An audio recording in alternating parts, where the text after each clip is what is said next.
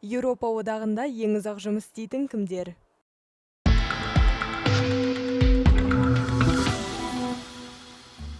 Еуропалықтардың орташа еңбек ету ұзақтығы жыл сайын артып келеді. Бұл үрдістің байқалғанына кем дегенде 10 жыл болды. Еуростаттың соңғы деректеріне сүйенсек, 2025 жылы Еуропалық одақ аумағында 15 жастан асқан тұрғындардың орташа еңбек ету ұзақтығы 37,5 жылға жеткен. Салыстырмалы түрде айтсақ, бұл көрсеткіш 2024 жылы 37,2 жыл болса, 2016 жылы 35,2 жылды құраған еді.